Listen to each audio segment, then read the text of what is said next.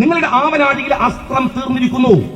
എന്നാൽ സഖാവ് പിണറായി വിജയനോട് ഞാൻ പറയട്ടെ, സി ദിവാകരൻ എന്ന തലമുതിർന്ന ഇടതുപക്ഷ ജനാധിപത്യങ്ങളുടെ നേതാവിന്റെ മറുപടി ഇന്ന് വന്നിട്ടുണ്ടല്ലോ. എന്താ പറഞ്ഞറിയോ? 10 കൊല്ലം ഈ കേരളത്തിൽ ചുക്കുമില്ല, ചുണ്ണാമ്പുമില്ല. അറിയോ നിങ്ങള്?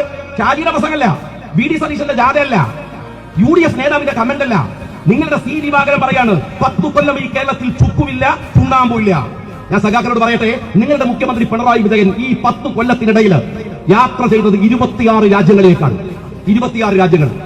26 രാജ്യത്ത് നിന്ന് 26 ലക്ഷം രൂപ MOU വഴി കേരളത്തിലേക്ക് ഇയാൾ കൊണ്ടുവന്നിട്ടുണ്ടോ? എന്റെ ചോദ്യം ഇതാണ്. ഒരു 10 രൂപയുടെ പണം ഇൻവെസ്റ്റ്മെന്റ് ആയി കേരളത്തിൽ കൊണ്ടുവന്നിട്ടുണ്ടോ? 26 ലോകരാജ്യങ്ങൾ സന്ദർശിച്ചു. ഇനി പൈസ കൊണ്ടൊന്നില്ല. എന്നാൽ 26 രാജ്യമൊക്കെ കണ്ടു കഴിഞ്ഞാൽ ഈ മനുഷ്യന്റെ സ്വഭാവത്തിൽ നന്നാവട്ടെ, അതും നന്നായിട്ടില്ല. പിന്നെ എന്തിനാണോ ഈ രാജ്യം ഈ കോടിക്കണക്കിന് രൂപ ചെലവാക്കിയത്? അതാണ് തനിച്ചു പോകാനേ തിരക്കടില്ല. ഭാര്യ കമല, കെട്ടിയോള്, കുട്ടിയോള്, ഇനി അവരുടെ വേറെ കുട്ടികൾ, മകന്റെ അമ്മോഷൻ, ഉളുപ്പില്ലടോ മുഖ്യമന്ത്രി. ഈ രാജ്യത്തെ പാവപ്പെട്ടവന്റെ പണം എടുത്തിട്ട് നിങ്ങൾക്ക് നല്ല നെയ്മീനും അടിച്ചു തന്നാൽ ജീവിച്ചാൽ മതിയല്ലോ. ജീവിക്കാനാവാത്ത എത്ര മനുഷ്യരുണ്ട്. അവർക്ക് നിങ്ങൾ ഇൻവെസ്റ്റ്മെന്റ് ചെയ്ത് കൊടുക്കുന്നില്ല, വാങ്ങിക്കൊടുക്കുന്നില്ല. 26 ലോകരാജ്യങ്ങൾ സന്ദർശിച്ചിട്ട് ഈ കേരളത്തില് 2-3 കാര്യം ഞാൻ ചോദിക്കാം. 10 കൊല്ലം ഭരിച്ചില്ലേ വിദ്യാഭ്യാസ മേഖല? ഇത് വയനാട് ജില്ലയാണ്.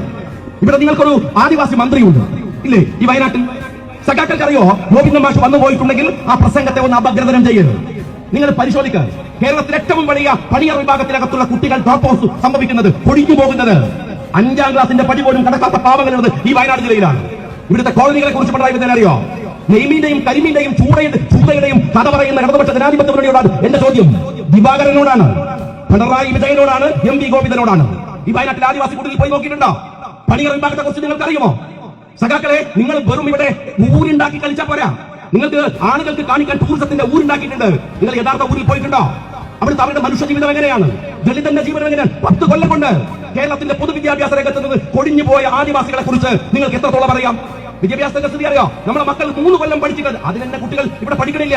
86,000 കോഴ്സുകൾ കേരളത്തിന്റെ യൂണിവേഴ്സിറ്റികൾ നിർത്തലാക്കി. ഇപ്പോഴും ആധികാരികമായിട്ടാണ് ഞാൻ പറയുന്നത്, 86,000 കോഴ്സ്. നിങ്ങൾ ഡിഗ്രി, ആ 3 വർഷമുള്ള ഡിഗ്രി 4 വർഷമായി. എന്താ കുട്ടിക്ക് ഗുണം? സിലബസ് മാറിയോ? അവരുടെ ഏതെങ്കിലും മെത്തേഡ് മാറിയോ? അവരെ പഠിപ്പിക്കുന്ന ടീച്ചർക്ക് പ്രത്യേക ട്രെയിനിങ് കൊടുത്തോ? ഒരു കുട്ടിയുടെ 1 വർഷം കൂടെ നഷ്ടപ്പെട്ടു പോയി.